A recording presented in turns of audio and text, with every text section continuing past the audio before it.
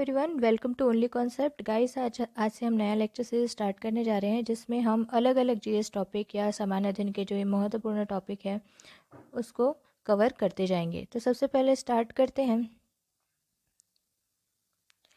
संविधान से। ठीक है, पॉलिटी, इंडियन पॉलिटी या भारतीय राज्य व्यवस्था में सबसे पहला जो टॉपिक आता है वो आता है प्रस्तावना। इससे पहले आप जो कॉन्स्टिट्यूशन का डेवलपमेंट है या संविधान का जो विकास है उसके बारे में पढ़ेंगे। वो आप बेसिक्स है उसको आप किसी भी जो टेक्स्ट बुक है उसको फॉलो करके पढ़ सकते हैं। मेनली अगर स्टेट लेवल एग्ज़ाम्स की तैयारी कर रहे हैं तो उसके लिए आपको ज़रूरी है कि आप एम लक्ष्मीकांत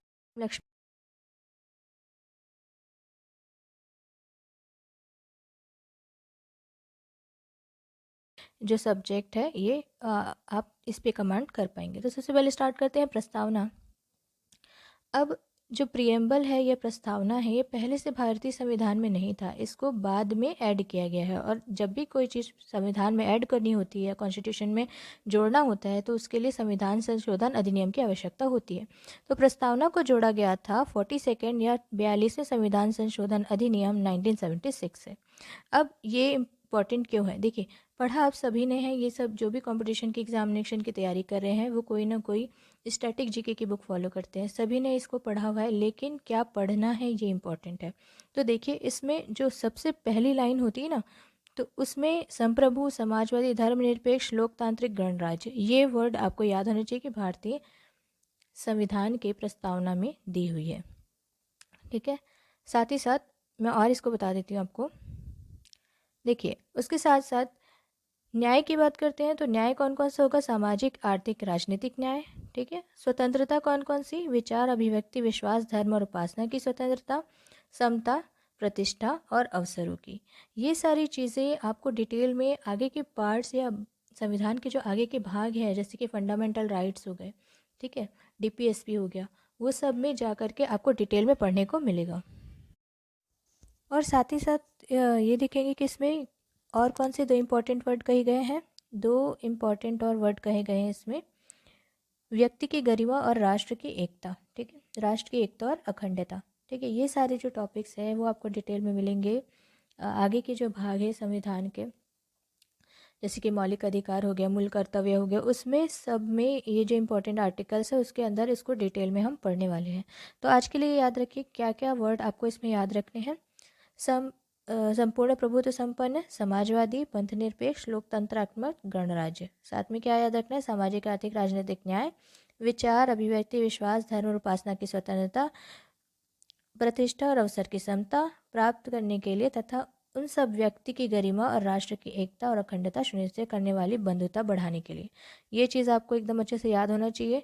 तो मैंने बता दिया 5 वर्ड्स ऊपर के याद रखने हैं।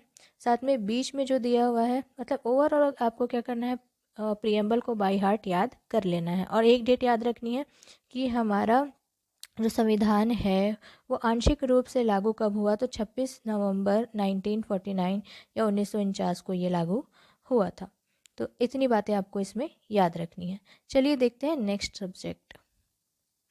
हाँ, नेक्स्ट सब्जेक्ट हम पढ़ने वाले हैं ज्योग्राफी। ज्योग्राफी में आज हम लेने वाले हैं वर्ल्ड ज्योग्राफी या विश्व भूगोल का एक टॉपिक है ज्वालामुखी या वोल्केनो, उसके बारे में पढ़ेंगे। देखिए वोल्केनो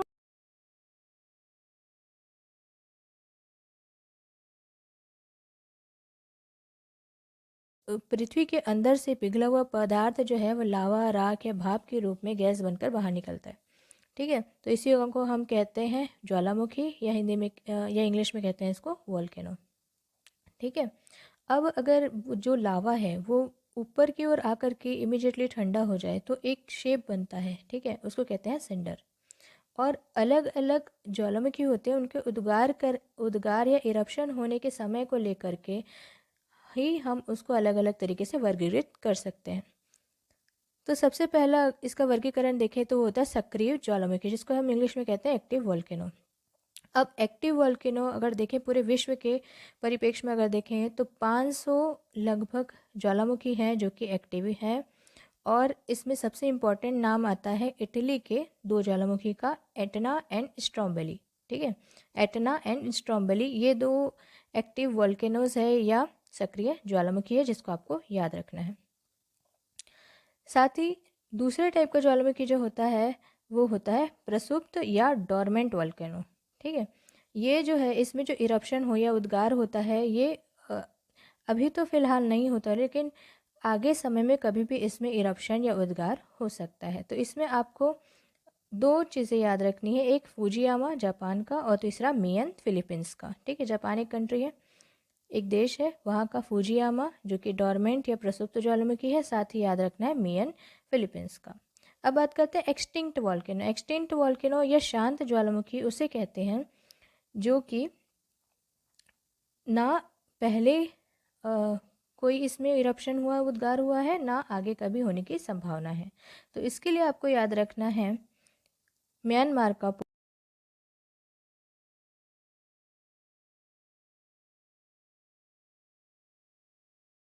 ज्वालामुखी है। ठीक है, ज्वालामुखी से संबंधित और इम्पोर्टेंट कॉन्सेप्ट मैं आपको बता देती हूँ। पहला है गीज़र। गीज़र एक ऐसी प्रक्रिया है जिसमें क्या होता है कि जैसे कहीं पर जो वॉल्केनो है वहाँ के वेपर्स हैं, ठीक है, और पानी का अगर वहाँ से कहीं क्रॉस होगा या कहीं से जो वाष्प पानी के कांटेक्ट में आ जाता है, तो जो पानी है वो फुहारा बन करके ज्वालामुखी से बाहर आता है, तो इसी को हम कहते हैं गीज़र। ये एक चीज़ आपको याद रखनी है। चलिए देखते हैं नेक्स्ट टॉपिक। अब बात करना है हमको ह्यूमन ब्रेन के बारे में या मानव मस्तिष्क के बारे में। ठीक है, तो तीसरा टॉपिक है हमारा मानव मस्तिष्क।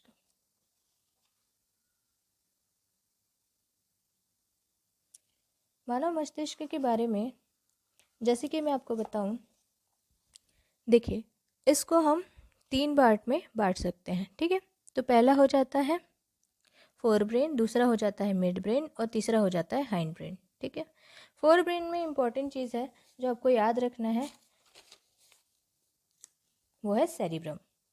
ठीक है, सबसे इम्पॉर्टेंट पार्ट होता है सेरिब्रम। अभी सेरिब्रम करता क्या है?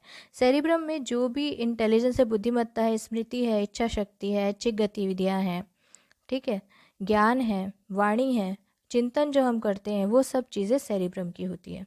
तो याद रखना है फोर ब्रेन का एक सबसे इम्पॉर्टेंट पार्ट है जो आपको इसमें लाइट मतलब ऑफ वाइट कलर में दिख रहा होगा, उसी को कहते हैं सेरिब्रम। और इस सेरिब्रम का जो भी इम्पोर्टेंट काम होता है वो होता है बुद्धिमत्ता, स्मृति, इच्छा शक्ति, ऐच्छिक गतिविधियाँ। ठीक है, ये सारा काम किसका होता है? सेरिब्रम का होता है। फिर दूसरा जो इम्पोर्टेंट चीज़ हमको इसमें याद रखनी है वो याद रखना है थैलेमस। जैसे कि आप फिगर में देख सकते हैं, पिंक कलर में जो दिख रहा है वो है थैलेमस। अब थैलेमस का क्या,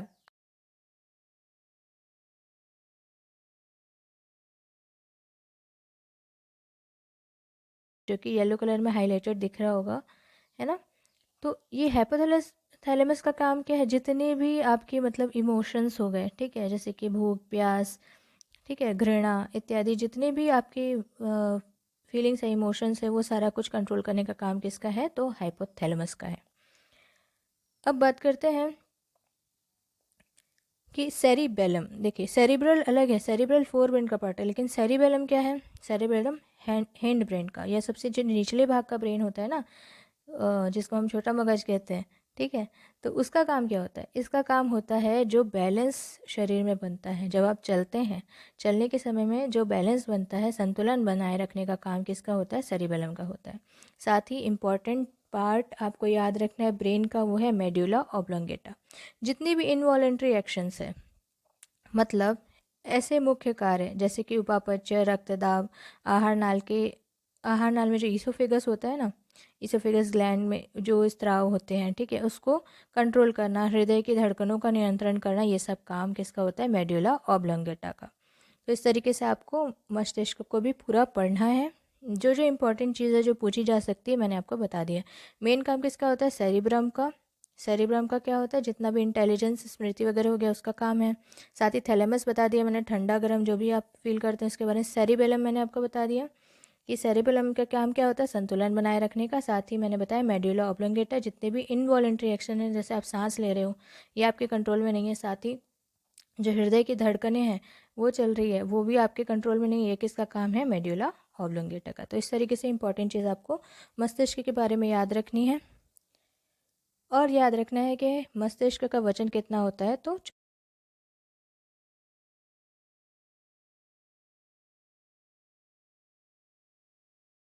याद करना है और मुझे कमेंट सेक्शन में बताना है कि वंशावली किस प्रकार से। अब गुप्त साम्राज्य की जैसे ही बात आती है तो हमारे दिमाग में सबसे इम्पॉर्टेंट चीज़ जो आती है वो आती है इस समय में जो स्थापत्य कला है, मंदिर कला है, ये सारी चीज़ें बहुत ज़्यादा क्या हुआ, विस्तृत हुई, है ना। और इसको हम गोल्डन एरा भी कहते हैं, स्वर्णकाल भी कहते हैं भारतीय इतिहास का। ठीक है, भारतीय इतिहास का स्वर्णकाल क्यों कहा जाता है, इसके आर्किटेक्चर के कारण। तो चलिए देखते हैं कि गुप्त काल में हम क्या क्या इम्पोर्टेंट चीज़ें हमको याद रखनी है। तो जैसे सब आपको पता है कि गुप्त काल में जो इसके आदि पुरुष कहे जाते हैं वो कौन है, श्रीगुप्त है। गुप्त काल के आदि पुरुष कौन है, तो श्रीगुप्त है। अब आप पूछेंगे कि गुप्त काल का भाई साम्राज्य, अब सबसे पहले जब आप कोई भी टॉपिक पढ़ते हैं तो आपको उसको लोकेशन पता होना चाहिए। तो लोकेशन याद रखिए कि प्रयाग जो है, जो प्रेजेंट डे इलाहाबाद, जिस ठीक है प्रयागराज जैसे हम कहते हैं, वहाँ के पास में एक जगह थी जिसका नाम था कौशंबी। वहाँ पर गुप्त साम्राज्य जो है 3री शताब्दी के आसपास इसका विकास होना शुरू हुआ। आदि पुरुष है श्रीगुप्त, लगभग 240 से 280 ईस्वी के आसपास जो है इन्होंने गुप्त वंश की स्थापना की थी। साथ ही उनके बाद आते हैं घटोत्कच, और घटोत्कच के बाद जो महत्वपूर्ण इस वंशावली के जो राजा हुए वो थे चंद्रगुप्त प्रथम, ठीक है, जिनको महान सम्राट भी कहा जाता था। 320 ईस्वी के आसपास इन्होंने ये राजगद्दी संभाली और इनका विवाह लिच्छवी प्रिंसेस या लिच्छवी राजकुमारी कुमार देवी के साथ हुआ था और इन्होंने एक उपाधि धारण की थी महाराजा धीराज की। चंद्रगुप्त प्रथम जो है उनके उत्तराधिकारी हुए समुद्रगुप्त। अब इनको आपको बहुत अच्छे से पढ़ना है क्योंकि आपने मैक्सिमम टाइम ये सुना होगा कि समुद्रगुप्त की प्रयाग प्रशस्ति किसने लिखी, तो हरिशयन ने लिखी। ठीक है, तो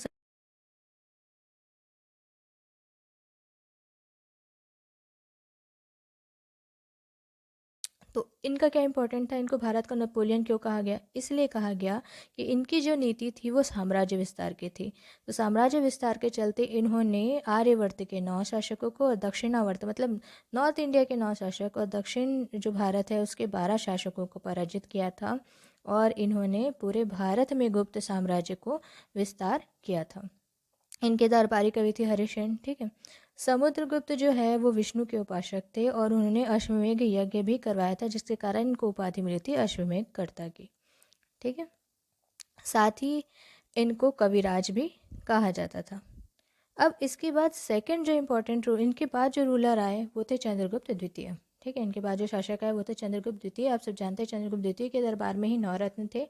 उन 9 रत्नों का नाम भी आपको मुझे कमेंट सेक्शन में बताना है।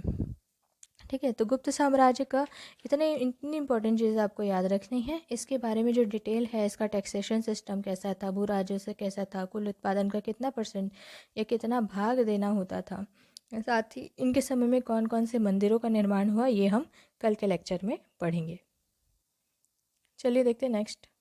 अब बात करते हैं भारतीय अर्थव्यवस्था। भारतीय अर्थव्यवस्था में जैसे ही नियोजन की शुरुआत हुई तो सबसे पहले हमारे दिमाग में जो इम्पोर्टेंट टॉपिक आता है वो है पंचवर्षीय योजनाएं। ठीक है, 5 ईयर प्लान्स। इसके पहले भी बहुत सारे प्लान्स बने, विश्वेश्वरैया प्लान, साथ ही साथ में अब बॉम्बे प्लान, ये सारे बने। और बॉम्बे प्लान जो आया था उसका ही एक स्वरूप आया प्लानिंग कमीशन, जिसने 1951 से पंचवर्षीय योजनाओं की शुरुआत की। अब इन पंचवर्षीय योजनाओं का क्या इम्पोर्टेंस है हमारे कॉम्पिटिटिव एग्जामिनेशन के लिए, तो ये इम्पोर्टेंट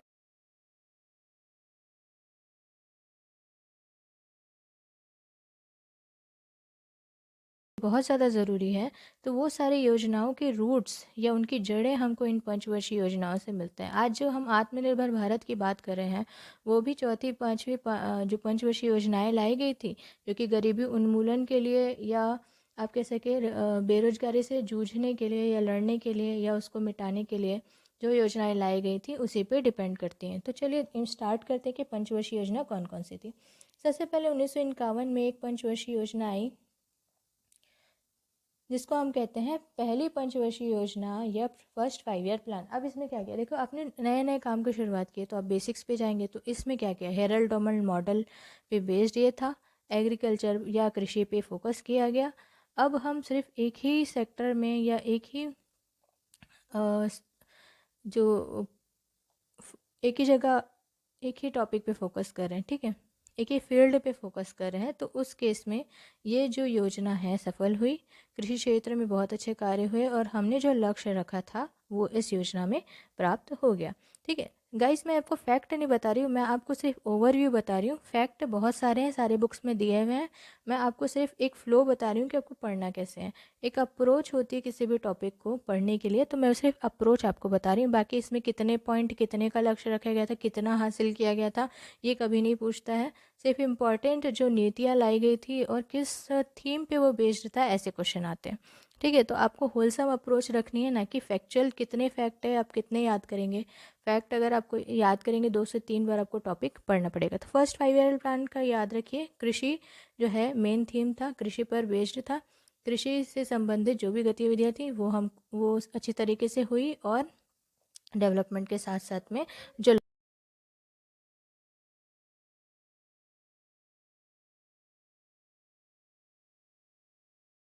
इस समय हमने कृषि और उद्योग दोनों पर फोकस किया।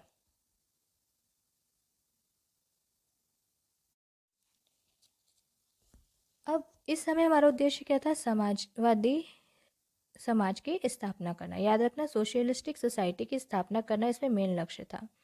अब ये जो 5 ईयर प्लान था, जो सेकंड 5 ईयर प्लान था, ये द्वितीय पंचवर्षीय योजना थी। इस समय में हमने इम्पॉर्टेंट जितनी भी इंडस्ट्री, जैसे Durgapur Bhilai steel plants, Rourkela steel plant, यहाँ सब में कारखाने लगाने शुरू किया। इसका मेन थीम क्या था, इसका मेन थीम था कि इंडस्ट्रियलाइजेशन को बढ़ावा देना है। ठीक है, इसका जो लक्ष्य था वो समहाउ हमने अचीव कर लिया। ठीक है, फिर उसके बाद आता है third 5 year plan. Third 5 year plan, अब हमने देखा कि हमने इंडस्ट्रीज़ लगाए, पहले में हमने कृषि को फॉलो किया, अब तीसरे में हम क्या करेंगे, हम दोनों को फॉलो करेंगे। तो अर्थव्यवस्था को आत्मनिर्भर बनाना, साथ ही उसको स्वतः स्फूर्त अवस्था में पहुंचाना, ये लक्ष्य रखा गया था। लेकिन क्योंकि उस समय हमारे यहाँ भारत चीन युद्ध और भारत पाक युद्ध हुआ था, इसके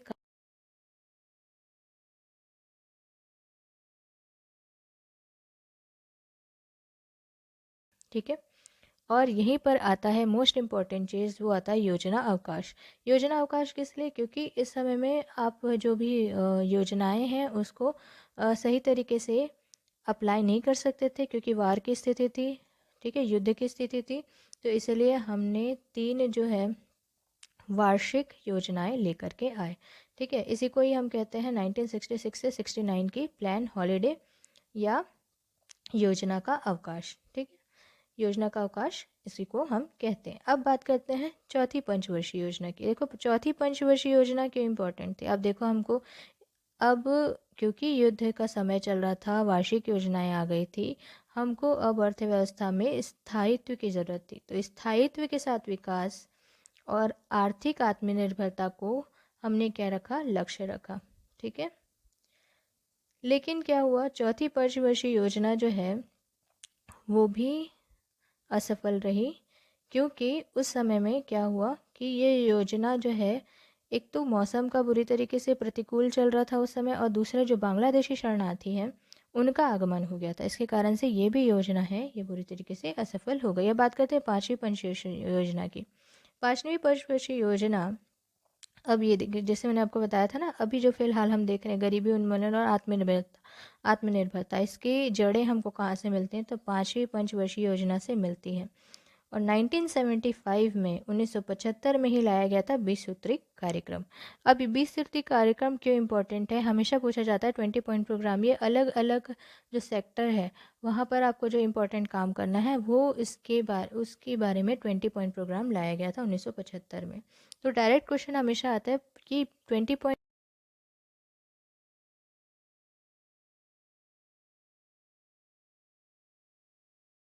जो पांचवी पंचवर्षीय योजना थी, ये जो अपना लक्ष्य है उसको पाने में सफल हो गई थी समहाउ।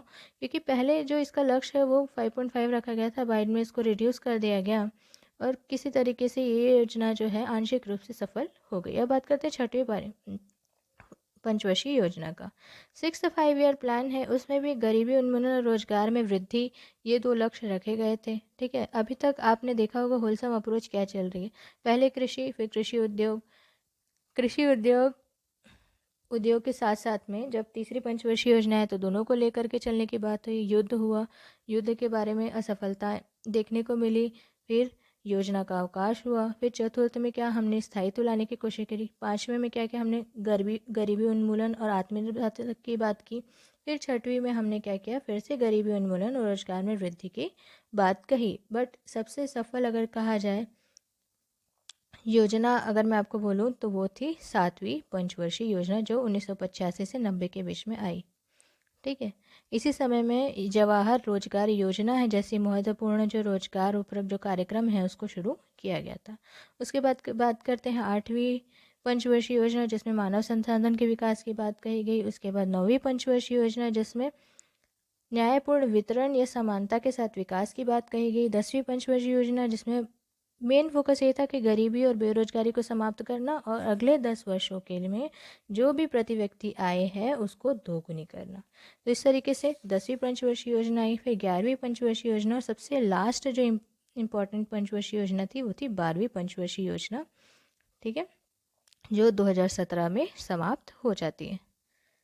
तो थैंक यू गाइस, आप ऐसे ही कंटिन्यू अपनी स्टडी करते रहिए। All the best.